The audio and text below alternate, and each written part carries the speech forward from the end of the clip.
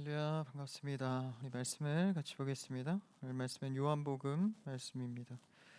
요한복음 4장 1절에서 10절까지 말씀입니다. 말씀을 같이 찾아서 보도록 하겠습니다. 요한복음 4장 1절에서 10절까지 말씀입니다. 헌금 찬양이 안 올라왔네요. 헌금 찬양 악보를 좀 악기랑 이따 갖다 주시면 좋겠습니다. 요한복음 4장 1절에서 10절까지 말씀입니다. 우리가 한 절씩 나눠서 좀 차근차근 읽도록 하죠. 요한복음 4장 1절에서 10절까지입니다. 예수께서 제자를 삼고 세례를 베푸시는 것이 요한보다 많다 하는 말을 바리새인들이 들은 줄을 주께서 아신지라.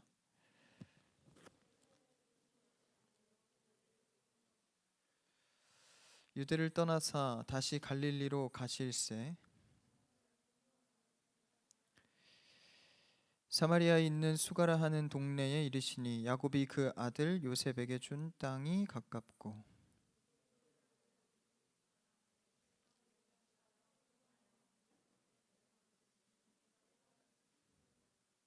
사마리아 여자 한 사람이 물을 기르러 왔음에 예수께서 물을 좀 달라 하시니 사마리아 여자가 이르되 당신은 유대인으로서 어찌하여 사마리아 여자인 나에게 물을 달라 하나이까 하니 이는 유대인이 사마리아인과 상종하지 아니함이러라. 함께 읽읍시다. 시작. 예수께서 대답하여 이르시되 내가 만일 하나님의 선물과 또 내게 물 좀 달라 하는 이가 누구인 줄 알았더라면 내가 그에게 구하였을 것이요 그가 생수를 내게 주었으리라. 아멘. 네, 이거 아니고요. 오늘 봉헌 찬양 악보가 안 올라서 오늘 원래 혁 형제가 이렇게 담당해서 하는데 오늘 좀 몸이 안 좋아서 안 나왔더니 악보가 없습니다. 할렐루야, 반갑습니다. 우리 같이 옆 사람 한번 같이 인사할까요? 주 안에서 사랑하고 축복합니다. 사랑하고 축복합니다. 반갑습니다. 잠시 광고를 전합니다. 여러분 중요한 내용인데요. 다음 주에는 이 3부 예배 시간에 여러분들 부활절 연합 예배가 있습니다. 총 연합 예배라서 이 동탄 지역의 모든 교회들이 이제 같이 예배를 드립니다. 우리가 원래 예전에 부활절이 되면 그 센트럴파크에서 이렇게 같이 예배 드렸던 모습이 생각나는데요. 그 형태입니다. 근데 이제 우리가 모여서 할 수 없으니까 이 온라인으로 송출을 해서 이 전 동탄의 지역 성도들과 교회가 함께 예배를 드리게 됩니다. 근데 이제 그래도 장소는 있어야 되잖아요. 그 영상을 송출할. 그래서 그 장소가 우리 교회로 택하여졌습니다. 그래서 저희 교회에서 3부 예배 시간입니다. 2시에 예배를 드리는데 이 3부 예배가 그 시간과 겹치기 때문에 그 부활절 연합 예배로 여러분 대신해서 드리면 되는데요. 다음 주는 특별하게 온라인 예배로 이렇게 드리시면 됩니다. 근데 이제 찬양 맡은 자나 혹은 이렇게 스텝으로 섬기시는 분들은 이렇게 계속 교회에 남아 계시면 되겠습니다. 그 3부 예배 외에는요, 1부, 2부 예배는 현장에서 또 드려집니다. 그래서 여러분들이 또 1, 2부 예배 드리실 분들, 또 3부에는 온라인 예배다 이렇게 기억하셔서 부활절 예배를 기쁨으로 드리셨으면 좋겠습니다. 부활절 예배 형태가 2부 순서로 또 그 찬양 축제가 있다고 해서 여러 교회들이 같이 이렇게 뭐 중창도 하고 악기도 해서 찬양 올려드린다고 하는데요. 여러분들이 또 온라인으로 꼭 다 참여할 수 있기를 부탁을 드립니다. 오늘은 종려주일로 섬깁니다. 우리가 아까 대표 기도다 기도했듯이 이 종려주일은 예루살렘 입성하는 예수님의 십자가 사역이 이제 본격적으로 드러나는 기간입니다. 그래서 종려주일을 시작으로 이번 주는 이제 고난 주간으로 우리가 드립니다. 그래서 한 주간 동안에 조금 더 예수님과 가까이 그 십자가를 묵상하는 기간인데요. 그러고 지나서 바로 이제 부활절이죠. 그래서 여러분 한 주 동안 고난 주간을 잘 묵상하셔서 전에 좀 하지 못했더라도 좀 매일매일 큐티도 하시면서 그 십자가의 은혜를 좀 누리셨으면 좋겠습니다. 아무래도 고난 주간 하나님을 만나기 참 좋은 시기라고 생각합니다. 절기를 잘 지켜서 여러분에게 큰 은혜가 있기를 축복합니다. 계속 사순절 기간이죠. 우리가 말씀을 요한복음의 말씀을 보는데요. 4장 요한복음의 초반부 말씀입니다. 우리가 잘 아는 아주 유명한 이야기입니다. 사마리아 여인의 이야기죠. 근데 오늘 말씀을 통하여서 꼭 통과해야 하는 예수님의 그 마음을 보면서 우리가 말씀을 나누기를 원합니다. 지금은 사순절 기간인데 예수님께서 특별히 이 사순절 기간에 오늘은 또 종려 주일로 우리가 섬깁니다. 예수님께서 십자가 사역을 시작한 때, 그래서 특별히 또 고난 주간으로 묵상하죠. 예수님께서 사역을 시작하시면서 이렇게 걸어온 행적들, 우리 그 발걸음을 닮아가고 또 바라봅니다. 예수님께서 어떤 마음으로 사역을 시작하셨는가, 그 첫 발걸음을 우리가 살펴보겠는데요. 이 사마리아 여인은 참으로 슬픈 여인입니다. 사마리아 지역에 사는 사람이 모두 그러했듯 좀 불행한 삶의 여건 속에서 살아갑니다. 우리가 포커스할 것은, 초점을 맞출 것은 그 사마리아 여인의 불쌍함이 아닙니다. 사마리아의 여인의 슬픔에 너무 이렇게 공감에 빠져 있을 것도 없고요. 우리가 맞추는 초점은 그 사람의 어떤 불쌍한 모습이 아니라 예수님께서 그 자들을 어떻게 대했냐라는 겁니다. 그래서 예수님의 태도를 보면서 우리 이 사순절 기간 예수님의 은혜를 쫓아가기를 원합니다. 사마리아 여인은 굉장히 유명하죠. 사마리아 여인에 너무 집중하다 보면 또 놓치는 예수님의 의미를 놓칠 때가 있습니다. 그래서 예수님의 발걸음을 통해서 그 의미가 발견되기를 원하는데, 오늘 1절 말씀을 한번 같이 읽어볼까요? 오늘 첫 절입니다. 같이 읽죠. 예수께서 제자를 삼고 세례를 베푸시는 것이 요한보다 많다 하는 말을 바리새인들이 들은 줄을 주께서 아신지라. 이거 말씀 나누기 전에 원래 찬양하려고 그랬는데 찬양 하나 하죠. 제가 이 고난 주간 좀 묵상하면서 예배를 드리다가 우연치 않게 찬양 하나를 접했는데, 참 고난 주간 사순절 기간에 조금 이 찬양이 이렇게 은혜가 되더라고요. 그래서 여러분들도 고난 주간 사순절 기간에 여러분들의 고백이 많아지기를 원하는데, 여러분 모르시는 분들도 많이 있을 수도 있을 것 같아요. 좀 그래도 좀 된 찬양인 것 같긴 한데, 그래서 어제 좀 연습한 인원들을 곳곳에 이렇게 배치해 두었습니다. 그래서 같이 따라 부르시면서 우리 은혜 같이 나누길 바랍니다. 나의 예배를 받으소서라는 찬양인데요. 우리 가사를 묵상하면서 이 종려주일 주님 앞에 한번 찬양으로 나아갑시다.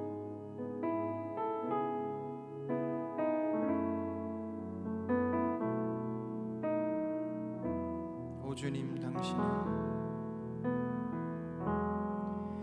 주님 당신은 내 삶 구석구석까지 감찰하시며 나를 응원하시는 분, 내 길을 밝혀서 영원한 생명의 길로 인도하시며 나를 격려하시는 분. 우리 처음으로 오 주님 당신은 내 삶 구석구석까지 감찰하시며 나를 응원하시는 분, 내 길을 밝혀서 영원한 생명의 길로 인도하시며 나를 격려하시는 분, 크고 작은 갈등을 겪곤 하지만 항상 결국 당신을 선택합니다. 나의 유일한 고백의 대상은 오직 아름다운 당신뿐입니다. 나의 유일한 고백의 대상은 오직 아름다운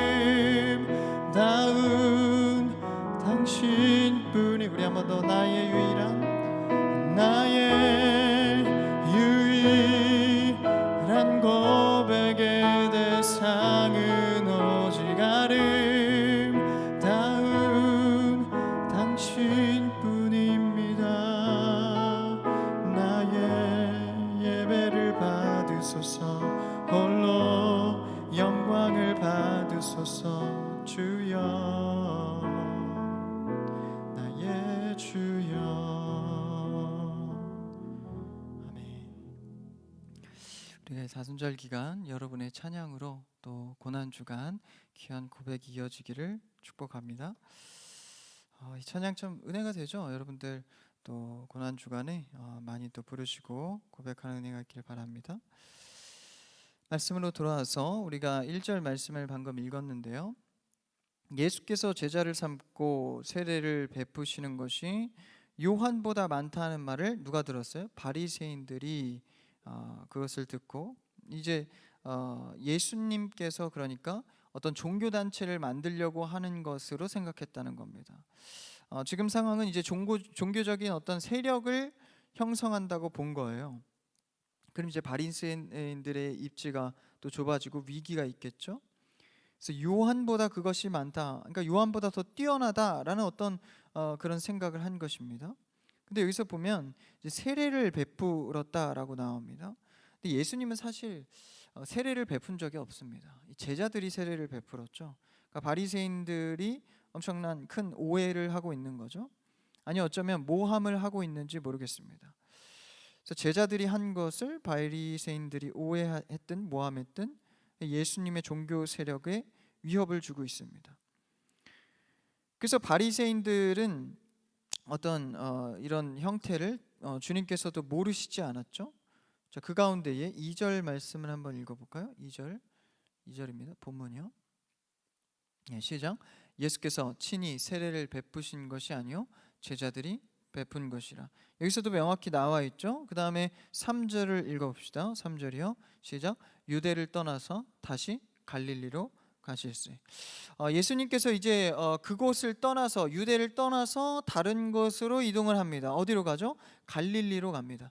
근데 여기서의 상황이 이제 유대에서 왼쪽 유대편에서 쭉 반대편 갈릴리로 갈 때 단순한 이동의 경로를 기록한 것이 아닙니다. 성경은 언제나 예수님의 움직임의 의미를 품고 있습니다.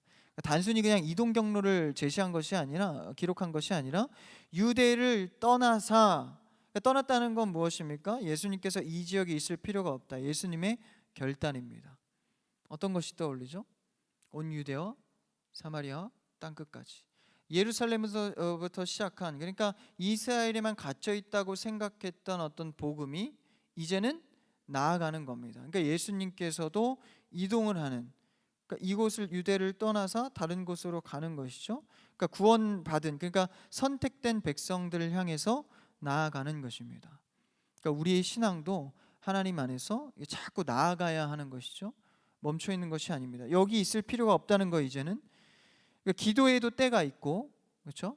우리가 하나님 앞에 요구할 기도의 제목의 때도 있습니다. 그러니까 가만히 멈춰 있을 때가 있으면 달려갈 때가 있는 것이죠. 이제는 예수님께서 유대를 떠나서 갈릴리로 가는 것입니다. 마음의 의지와 결정을 갖고 땅을 옮기십니다. 복음은 유대의 것만이 아니라는 것을 말하고 있죠.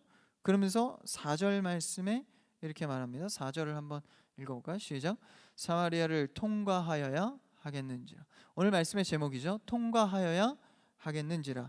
사마리아를 내가 통과하겠다. 그러니까 유대 땅에서 갈릴리로 갈 때는 그 중간에 사마리아 땅이 있습니다. 근데 이때 당시에 이 사마리아 지역은요, 이 유대인들이 멸시하고 쳐다보지도 않고 길이 있으면 돌아가는 완전히 저주받은 자들이라고 생각했기 때문에, 불결한 자들이라고 생각했기 때문에 아무리 길이 빠른 지름길이라 하더라도 산을 넘어서라도 돌아갔습니다. 예수님께서는 의지적으로 지금 유대에서 갈릴리로 이동하는데 의지적으로 사마리아를 통과하여야 하겠다라고 말씀하십니다. 반드시 그곳을 가야겠다. 목적지가 된 것이죠. 통과 지역으로 지나가는 게 아닙니다. 갈릴리 가는데 그냥 사마리아가 중간에 있으니까 거쳐가자가 아니라 사마리아에 가야 하겠다라는 것이죠.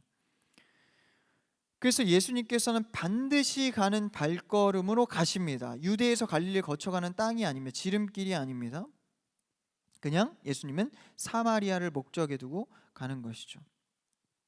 당시에 이 사마리아 지역은요, 랍비들이나 그리고 이 유대인 사람들은 절대 이곳에 발걸음을 하지 않았습니다. 돌아 며칠이 걸리더라도 돌아가는 길이었죠. 그것은 예수님께서 이 땅 가운데 오시기 전 700년 전으로 돌아갑니다. 700년 때에 이미 아수르란 곳을 통해서 이스라엘이 포로로, 그러니까 이스라엘이 속국이 되었죠. 그때 당시에 믿음을 지키는 자들이 있었고 믿음에 대해서 타협하는 자들이 있었습니다.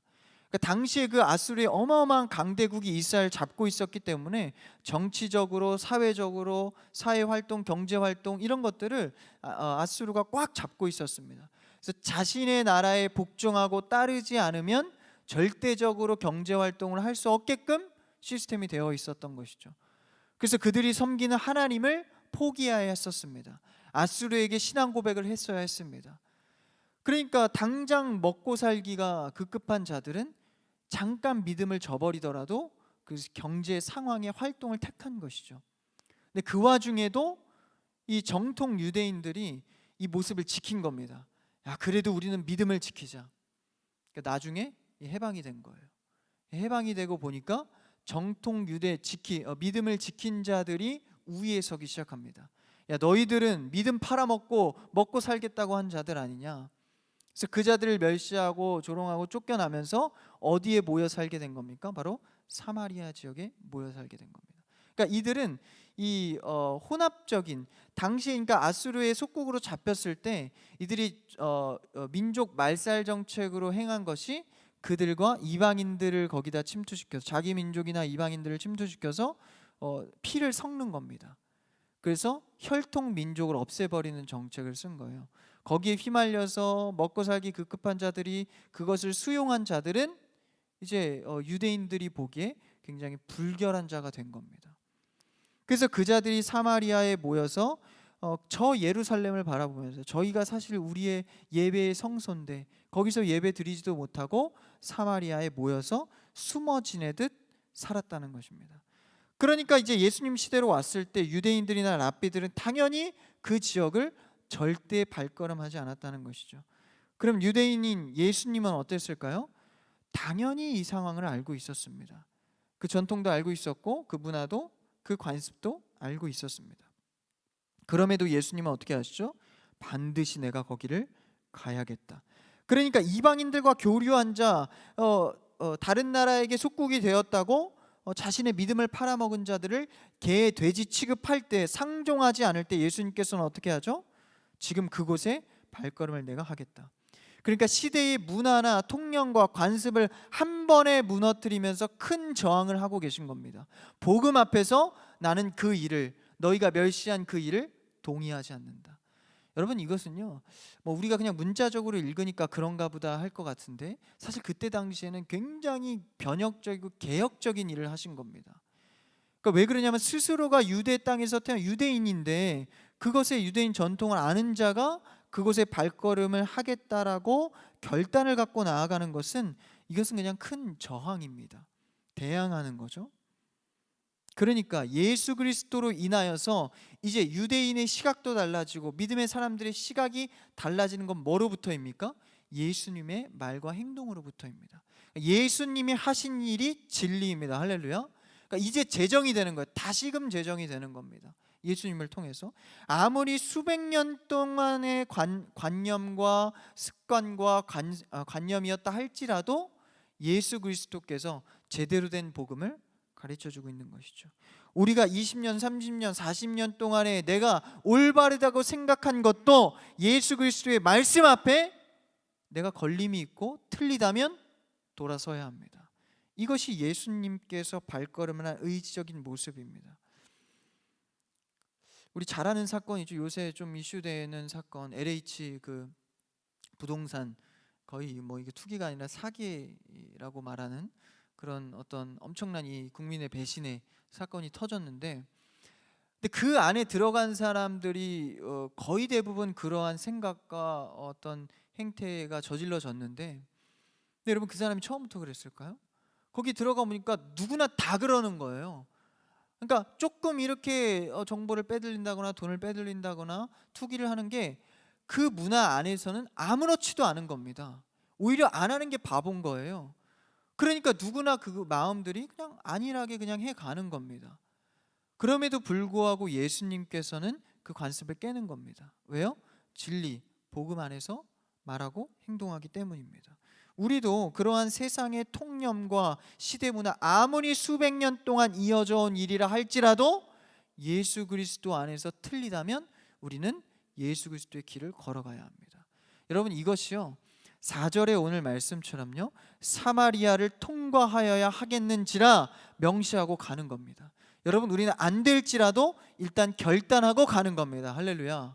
우리는 안 될지라도 주님, 내가 주님 안에서 머물겠습니다, 주님을 따라가겠습니다, 결단하고 의지적으로 가는 겁니다. 물론 그 중간에 안 됩니다. 힘들죠. 그러나 우리 목표치는 항상 주님을 닮아가야 합니다. 그러니까 그냥 하면서 그냥 조금 해보고 일단 할게요, 아니라는 것입니다. 예수님께서 어떻게 했죠? 그냥 가다가 구원받을 자가 있으면, 가다가 좀 기적행할 자가 있으면 내가 돕겠다가 아니라 내가 사마리아로 가겠다. 그것을 꼭 통과하여야 한다. 그러니까 시대의 문화와 통념, 이런 것들을 한 번에 무너뜨리는 것이죠. 그래서 역사와 사회적 분위기 앞에, 그런 사회적 통념 앞에 마땅히 그런 것들을 거부하며 그 흐름 앞에 말씀으로 예수님은 나아가는 겁니다. 그래서 예수님께서 그렇게 의도적으로 가시죠. 5절 그 다음 절을 한번 읽어볼까요? 본문입니다. 시작. 사마리아에 있는 수가라 하는 동네에 이르시니 야곱이 그 아들 요셉에게 준 땅이 가깝고, 야곱이 있던 땅, 그러니까 가나안 땅을 말합니다. 세겜에 장막을 치고 그 땅을 사서 이제 요셉에게 물려주죠. 그 땅의 어떤 큰 조상은 누굽니까? 바로 야곱이 되겠죠. 이스라엘 12지파, 이스라엘이 민족을 형성할 때의 첫 시작이 바로 야곱의 아들들로부터죠. 그래서 야곱은 그들에게 큰 조상, 큰 아버지입니다. 그 다음 6절을 한번 읽어볼까요? 6절입니다. 시작. 거기 또 야곱의 우물이 있더라. 예수께서 길 가시다가 피곤하여 우물 곁에 그대로 앉으시니 때가 6시쯤 되었더라. 6절에 보니까 명확히 나오죠. 거기에 뭐가 있습니까? 야곱의 우물이 있었습니다. 그러니까 그들에게는 이 모세와도 같고, 그들에게는 아브라함과도 같고, 이 야곱의 인물이 굉장히 크게 높임을 받는 인물입니다. 그들의 아들로 민족이 형성됐기 때문에. 그래서 거기에 야곱의 우물이 있습니다. 우리가 이 우물을 잘 기억해야 하는데요, 우물과 샘물은 좀 다르죠. 그래서 우리가 이걸 기억하면서 넘어가고, 예수께서 길 가시다가 피곤하여 우물 곁에 그대로 앉으십니다. 그러니까 피곤해서 그대로 앉으셨다고 하는데 성경에서 굳이 이런 거를 언급할 필요는 없죠. 앉으셨다는 건 뭡니까? 목적지에 다 왔다는 겁니다. 완료됐다는 겁니다. 그래서 예수님의 발걸음의 결심을 명확하게 나타내고 있는 구절이죠. 어떤 길이 피곤해서 그냥 털썩 앉았다, 그것뿐만이 아니라 그 영혼을 향한 목적지에 명확하게 도착했다는 겁니다. 누구를 만나기 위해서요? 우리가 잘 아는 사마리아 여인입니다. 그 사마리아 여인은 이제 자신의 어떤 이 약함, 그러니까 사람들이 나를 멸시하고 내가 저녁에나, 그러니까 사람들이 다 물길러 가는 때에 가지 못하고 이 해가 밝을 때 갈 수밖에 없는, 그 더위 속에서 갈 수밖에 없는, 사람들을 피해서 다닐 수밖에 없는 자, 그 사마리아 여인을 말하죠. 근데 사실 이 사마리아 여인은 누구를 말하고 있는 겁니까? 바로 우리를 말하고 있는 겁니다. 그래서 우물이 아니면 나의 목마름을 해결할 수도 없는 상태. 그래서 예수님께서 이 사마리아를 여인을 만나러 갑니다. 그래서 우물만 하염없이 푸는 영혼, 바로 우리를 말하는 것이죠. 사마리아 여인은 바로 우리를 향한 모습입니다. 그래서 참 사랑 되신 예수님께서 신부된 우리를 만나러 온 장면입니다. 근데 만나러 온 그 전 장면부터 4절부터 어땠죠? 계속 결단하고 시대와 간섭 앞에도 그 멸시와 조롱과 잘못됨을 뚫고 여인에게까지 오는 겁니다. 그래서 그 자리에 앉는 겁니다. 여러분, 이 상황 가운데 사마리아 여인의 어떤 노력이나 힘이 있었습니까? 사마리아 여인은 심지어 예수님이 오는지도 몰랐습니다. 근데 예수님은 그 처음 발걸음을 옮길 때부터 이미 우리를 향한 결단이 있으셨다는 겁니다. 여러분, 우리가 아무리 힘들고 영의 공고함에 예수님이 반응하지 않는 것 같지만 그 훨씬 이전에 예수님께서는 우리를 향한 결단이 있다는 겁니다. 그러니까 우리에겐 소망이 있는 것이죠. 그래서 우리를 향하여 찾아온 발걸음입니다. 그래서 털썩 앉으시죠. 털썩 이렇게 앉으신 장면은요, 그냥 쉬어가는 게 아니라 종착지, 그러니까 머무는 장면입니다. 그래서 이 발걸음은 그냥저냥 오다가 만난 발걸음이 아니라 예수님께서 작정하신 발걸음입니다. 이제 그 깊이의 대화를 한번 볼까요? 7절 말씀입니다. 7절이요, 시작. 사마리아 여자 한 사람이 물을 기르러 왔음에 예수께서 물을 좀 달라 하시니. 예수님의 굉장히 해악스러운 모습이에요. 다짜고짜 막 복음에 대한 얘기를 하지 않으시고요, 물을 달라 합니다. 어떤 스토리텔링을 이어가려는 모습이 보이죠. 어떤 이야기를 만들어 가십니다. 그 다음 8절이요, 시작. 이는 제자들이 먹을 것을 사러 그 동네에 들어갔음이로라. 그러니까 예수님과 그리고 사마리아 여인이 1대1로 서 있는 장면입니다. 여러분, 우리의 관계는요, 항상 예수님과 1대1이 돼야 합니다. 다른 사람 눈치를 보거나 다른 사람들에 끌려다니거나 다른 사람을 다 그냥 보지 않고 예수님과 볼 수 있는 여러분의 관계가 돼야 합니다. 항상 그냥 뭐에 치우쳐서 그냥 뭐에 이끌려서만 다니던 신앙생활이 아니라 이제 내가 의지적으로 예수님을 1대1로 볼 수 있는, 그렇죠? 그런 관계가 되어야 하는 것이죠. 그래서 둘이 이렇게 남아 있습니다. 대화를 이어갑니다. 9절에 보니까요, 사마리아 여자가 당신은 유대인으로서 어찌하여 사마리아 여자인 나에게 물을 달라 합니까? 유대인은 어떻게 해요? 사마리아인과 상종하지 않는다는 거예요. 사마리아인도 얼마나 그런 유대인과의 그런 멸시와 핍박을 받아왔는지를 이 구절을 통해 알 수 있는 거죠. 물 한 번 달라 그랬는데 질겁하는 겁니다. 야, 당신 유대인 같은데 어떻게 나에게 그런 말을 시킵니까? 그러니까 벌써 이 지레 겁먹는 거죠. 말 한마디 섞는 걸로도 굉장한 이 비난을 받아온 삶입니다. 그러니까 그런 삶 가운데 예수님께서, 유대인인 예수님께서 직접 말을 걸어주신 겁니다. 왜 건지는 사마리아 여인이 잘 모르죠. 여러분, 우리의 영적인 곤고함 가운데에 역시나 먼저 말을 걸어주시는 분은 예수님입니다. 예수님께서 어떤 말씀을 이어가시는지 10절입니다. 한번 같이 읽어볼까요? 10절 시작. 예수께서 대답하여 이르시되 내가 만일 하나님의 선물과 또 내게 물 좀 달라 하는 이가 누구인 줄 알았더라면 내가 그에게 구하였을 것이요. 예수님께서 말씀하시면 영적인 무지, 그러니까 사마리아인이 예수님에 대해서 제대로 알지를 못한 거예요. 누구인데 나한테 이렇게 말을 거냐, 유대인인 것 같은데. 그러니까 예수님이 알려주시죠. 하나님의 선물 또 내게 물 좀 달라 하는 이가 내가 누구인지 알았더라면 생수를 내게 주었다. 네가 나에게 구하였다면. 그러니까 예수님이 진리다라는 것을 언뜻 드러내십니다. 근데 사마리아인은 계속해서 모르죠. 뭐라고 합니까? 11절에 주여 물기를 그릇도 없고 이 우물은 깊은데 어디서 당신이 그 생수를 나에게 줄 수 있겠습니까? 그러면서 그 말에 대한 진위를 파악을 못합니다. 이게 누구의 모습이라고요? 바로 우리의 모습입니다. 제자들도 어땠죠? 풍랑 앞에서 어찌할 바를 몰랐습니다. 예수님의 어떤 그 의미와 의도를 몰랐던 것이죠. 그리고 보리떡과 물고기 기적이 일어났을 때도 이것밖에 없는데 어떻게 해야 되겠습니까? 먹을 것이 없습니다. 돈이 없습니다. 그렇죠? 니고데모가 예수님께 질문하죠. 어떻게 하야 구원을 받겠습니까? 그러니까 예수님께서 거듭나야 하리라. 다시 태어나야 하리라. 그러니까 니고데모가 뭐라 그러죠? 어떻게 내가 태어났는데 다시 어머니 뱃속에 들어가리까? 어떻게 그런 게 가능합니까? 이해를 못하죠. 영적인 무지입니다. 지금 사마리아의 상태도 똑같다라는 거예요. 사마리아가 누굽니까? 바로 우리입니다. 그러니까 니고데모 같이 이 지적 성경적으로 지식이 해박한 자나 사마리아인 같이 아닌 자나 다 상태는 뭐예요? 영적인 무지는 똑같다는 겁니다.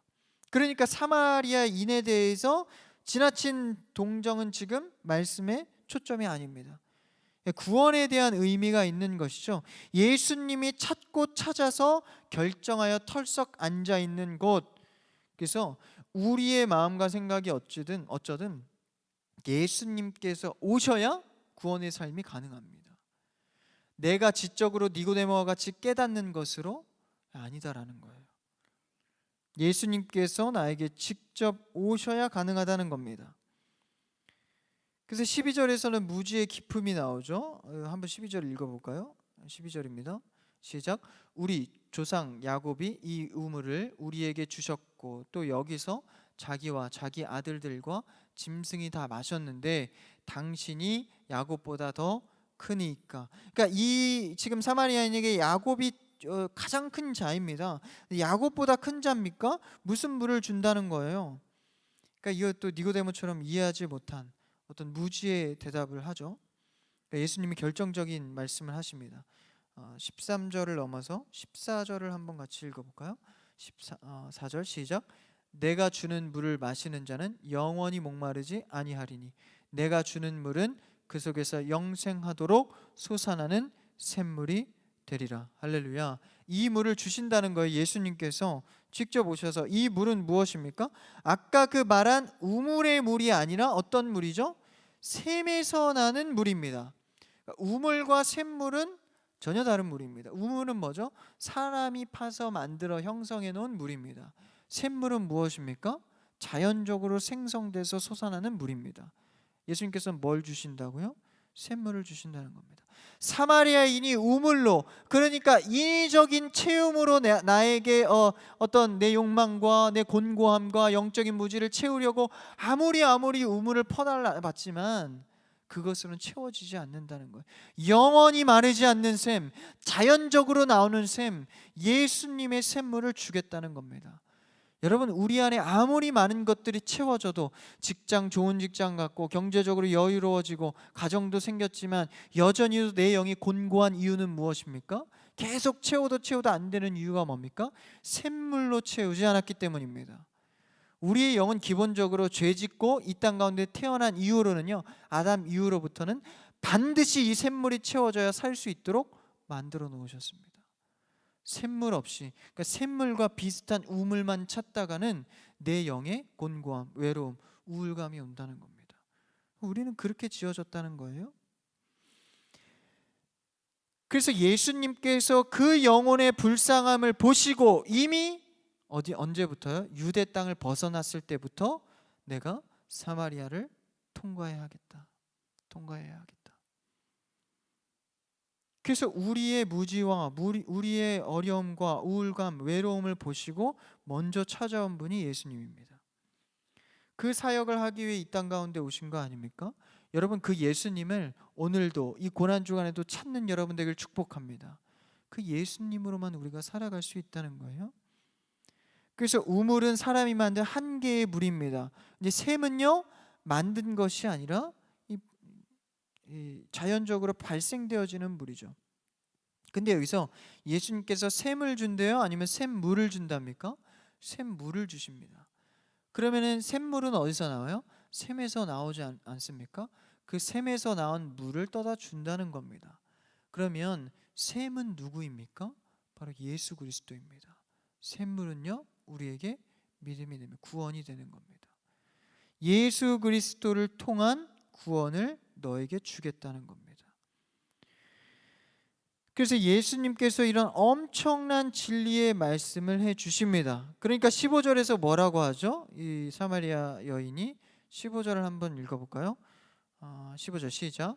여자가 이르되 주여 그런 물을 내게 주사 목마르지도 않고 또 여기 물 길러 오지도 않게 하옵소서. 이건 간절한 이제 깨달아서 사마리아인 예수님께 이제 그렇습니까? 나에게 좀 그 물을 주십시오. 물론 이것도 틀리지 않지만 더 깊숙이는 사실 사마리아인은요, 제대로 깨닫은 모습이 아닙니다. 그런 물이 어디 있습니까? 내가 우물 경력이 얼마나 되는데 그런 물이 어디 있습니까? 영원히 마르지 않는 샘물이라고요? 그 물이 있으면 좀 줘보십시오. 그러니까 제대로 알지 못하는 모습이죠. 사실 이때까지도. 그래서 계속해서 그 의미를 알지 못합니다. 근데 그 물의 의미가 사실 무엇입니까? 예수님께서 그 성전을 보시고 저 성전을 허물어라, 내가 나흘 만에 다시 짓겠다. 그것은 뭘 향한 말씀이다? 예수님의 죽으심을 두고 한 말이다. 그러니까 예수님께서 성전을 두고 허물고 다시 내가 짓겠다. 뭐로? 내 죽음으로. 곧 예수님을 뭐로 표현한 겁니까? 성전으로 표현한 겁니다. 에스겔에서 성전에서 뭐가 나오죠? 물이 나옵니다. 생수의 강이 흘러나오는데 그 강을 통하여서 그 물이 지나는 곳마다 모든 것이 살아나는 거예요. 그 물이 스치는 지나가는 모든 자리는 소생하게 됩니다. 성전에서 나온 물이 말이죠. 그 성전은 누구라고요? 예수님께서 자신이라 하셨습니다. 자신을 통해서 나오는 물을 통해서 이 물을 닿는 자, 마시는 자는 모두 다 소생케 된다는 겁니다. 살아난다는 겁니다. 그 물의 의미를 계시록 가서 어떻게 표현합니까? 계시록 21장 6절 한번 띄워주면 같이 읽어볼까요? 네, 같이 읽습니다. 시작. 또 내게 말씀하시되 이루었도다. 나는 알파와 오메가요 처음과 마지막이라. 내가 생명수 샘물을 목마른 자에게 값없이 주리니. 처음과 마지막인 자가 누굽니까? 바로 예수 그리스도입니다. 내가 생명수 샘물을 목마른 자에게 값없이 준다는 겁니다. 그러니까 성전 대신 예수님께서 그 십자가를 통해서 흘러나온 성전의 물을 통해서 우리에게 흘러 넘치게 구원의 반열에 들어오게 한다. 그래서 예수님의 길고 긴 여정을 통하여서 신부가 있는 곳, 우리가 있는 곳으로 오셨습니다. 할렐루야. 그래서 이제는 그곳에서는 장소적 개념이 아니에요. 예수님이 함께하는 곳이 바로 구원의 장소입니다. 그래서 20절 한번 읽어볼까요? 오늘 본문에 말씀을 성경책을 보고 우리 조상들은 이 산에서 예배하였는데 당신의 말은 예배할 곳이 예루살렘에 있다 하더이다. 우리는 이 산, 그러니까 그리심산에서 예배하는 장소적 개념. 그래서 우리는 예루살렘 성전이 있는데 그곳을 바라보면서 이런 장소적 개념이 이제는 끝났다는 거예요. 예수 그리스도가 그 성전을 허물고 내가 다시 사흘 만에. 그러니까 그게 뭡니까? 내가 성전 되어서, 그렇죠? 우리 안에 거하시면, 예수님이 우리 안에 거하시면 그 생명샘물이 마르지 않는다는 것이죠. 그래서 예수님을 통하여서 이제 살아가는 새로운 복음적 메시지를 사마리아인에게 전하는 겁니다. 그것을 이제 예수님과의 대화 속에서 깨닫고 어떡하죠? 이제 사마리아인은 그 물동이를 던져버리고 28절에 나오죠. 여자가 물동이를 버려두고 동네에 들어가서 사람들에게 전하러 갑니다. 그래서 이것은 지금 사마리아인이 뭘 제대로 본 거예요? 이제는 마르지 않는 생명 샘물을 예수님을 통해서 보게 된 겁니다. 진짜 구원이 어떻게 이루어지는가, 그것을 보게 된 거죠. 24절에 보니까 이제 그 결론으로 예수님이 뭐라고 말씀하십니까? 24절 한번 읽어볼까요? 오늘 본문의 24절입니다. 시작. 하나님은 영이시니 예배하는 자가 영과 진리로 예배할지니라. 갑자기 예수님께서 마지막에 가다가 조금 안 맞는 것 같은 말씀을 하세요. 하나님은 영이시니 예배하는 자가 영과 진리로 예배할지라. 생명생물과 하나님의 영과 예배가 무슨 상관이 있습니까? 요한복음 7장 38, 39절을 한번 읽어볼까요? 같이 읽습니다. 시작. 나를 믿는 자는 성경의 이름과 같이 그 배에서 생수의 강이 흘러나오리라 하시니. 39절이요. 이는 그를 믿는 자들이 받을 성령을 가리켜 말씀하신 것이라. 예수께서 아직 영광을 받지 아니하셨으므로 성령이 아직 그들에게 계시지 아니하시더라. 받을 성령을 가리켜 뭐한 거라고요? 믿는 자들에게 생명 샘물이 바로 뭐라는 겁니까? 그 생수가 바로 성령을 말하고 있습니다. 성전 대신 예수님으로부터 흘러나오는 그 생명 샘물, 믿음과 그 구원이 곧 뭐로 연결됩니까? 그것이 곧 성령이다. 그러니까 다 하나로 통합되는 거예요. 참된 예배자는 그래서 뭐로 예배합니까? 예수 그리스도의 믿음으로 성령으로 예배하는 자, 그것이 바로 24절에 나오죠. 하나님은 영이시니 예배하는 자가 성령과 진리로 예배한다. 예수님과 성령님을 말하는 거죠. 모든 죄의 문제, 막혔던 죽었던 근심과 영의 허탈함, 우물로 채워지지 않았던 것, 그러한 삶의 문제가 이제 뭐로 해결이 됩니까? 성령을 만나는 곳에서. 여러분, 예배 가운데 성령을 만나시기를 축복합니다. 성령으로 예배하는 겁니다. 그래서 성령으로 만나지는 곳은 치유가 일어납니다. 치유의 역사가 일어나는 것이죠. 그래서 사마리아인의 그 우울함, 멸시받고 조롱받았던, 그 남들 몰래 숨어 살아야 했던 그 모습들, 채우려도 채워지지 않았던 그 모습을 뭘로 채웁니까? 이제 성령을 제시하는 겁니다. 성령이 임할 것을. 여러분, 성령으로 예배하는 여러분 되기를 축복합니다. 여러분이 이 고난 주간에 주의 성령의 생물의 강으로 정말 생수의 강이 흘러넘치는 고난 주간이 되기를 축복합니다. 그래서 삶이 살아나는 거죠. 예배와 성령 충만, 예수님의 발걸음이 내 안에 있는 것입니다. 그래서 성령 충만한 자들은요, 계속해서 아까 요한복음 말씀에서 읽었듯이 내 배에서 생수의 강이 흘러넘치는 겁니다. 그러니까 배라는 건 뭐예요? 먹어서 소화가 됐다는 거예요. 흘러나온다는 것. 예수님을 거쳐서 나오는 내 삶은 기쁨이 있다는 겁니다. 평강이 있다는 겁니다. 여러분의 삶의 힘듦과 공고함이 예수님을 통과하여서 다시 한번 기쁨과 감사로 변화되는 여러분 되기를 축복합니다. 예수님을 거치지 않으면요, 자꾸 내 의로 돌아갑니다. 그래서 주님을 자꾸 고백해야 하고 기도해야 하고 찬양해야 하는 이유가 뭡니까? 예수님을 거치기 위해서. 그래서 여러분이 직장이나 학교 생활 어느 곳에서든지 항상 예수님을 결부해서 생각하는 습관이 있어야 합니다. 예수님이라면 어떻게 했을까? 난 예수님을 모신 사람인데 어떤 결정을 해야 될까? 어떤 말을 해야 할까? 예수님을 거쳐서 나오는 나의 모습은 뭡니까? 생수의 강이 흘러넘치는 내 배에서 나오는 성령의 노래입니다. 그래서 우리는 예배의 형식에 갇혀 있는 게 아니라 이제 본질의 내용 가운데 들어가야 합니다. 그 본질이 무엇입니까? 성령 안에서 충만한 것. 여러분, 예배 형태가 어떠하든지 그 안에서 성령과 함께하는 여러분 되기를 축복합니다. 그래서 뭐 예배의 순서가 어떻고 예배 드릴 때 뭐 해야 되고 예배 드릴 때 이렇게 해야 좀 은혜되던데, 여러분 이런 것들에 대해 너무 연연하지 마시고 그 예배의 순서마다 성령을 구하는 여러분 되기를 축복합니다. 사도신경을 하든지 안 하든지 그 안에서 여러분들은 성령을 구해야 합니다. 그 순서가 중요한 게 아니에요. 우리는 예배의 본질인 뭐로요? 영과 진리로 예배하는 자들입니다. 그래서 내 안에 성령이 충만한 예배를 어디서요? 이제는 장소적 개념, 단순히 그냥 주일에만 국한된 예배가 아니라 이제 매일매일의 삶 속에서 성령 충만을 구하는 것입니다. 여러분이 성령 충만하면요, 매일매일의 삶 속에서 예배를 경험할 수 있습니다. 그러니까 우리가 그냥 이 시간 드리는 예배도 예배지만 여러분의 삶의 예배가 이루어져야 하는 것이죠. 뭐 할 때요? 성령과 내가 함께 할 때. 내가 던지는 말 한마디가, 내가 말하는 고백 하나가, 나의 행동이 주님 앞에 예배가 되기를 축복합니다. 여러분의 말과 행동을 얼마나 주님께 향기로운 예배로 드려지고 있습니까? 우리가 형식된 예배에서 벗어나야 합니다. 아니, 나아가야 합니다. 확장된 예배로 나아가야 하는 것이죠. 여러분의 삶에 선교가 많아지길 바랍니다. 이제 선교하고 전도하기 어려운 시대가 옵니다. 그렇죠? 이미 왔죠. 그래서 우리는 일상의 선교가 활발히 이루어져야 합니다. 그러려면 먼저 내가 뭐 해야 돼요? 성령 충만해야 합니다. 성령을 구해야 합니다. 여러분, 교회에서 예배드린 것에 성령 충만을 구하길 바래요. 그래서 이 시간 은혜 받고 성령과 함께 해야지 어디 나가서 또 할 수 있어요. 우리가 살아가는 또 평일의 삶 속에서 할 수 있지 않겠습니까? 여러분, 이 고난 주간 성령 충만한 주간 되기를 축복합니다.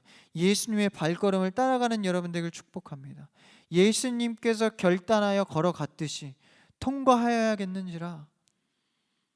여러분, 우리도 그 결단 앞에 예수님을 따라가는 결단에 있기를 바랍니다. 이 고난 주간 또 종려주일 또 부활절까지 여러분들이 예수님의 발자취를 따라가면서 정말 생수의 강이 흘러넘치는, 여러분 예수님을 결부하여서 생각할 줄 아는 참된 신앙인 되기를, 참된 제자 되기를 주님의 이름으로 축복합니다. 기도하겠습니다.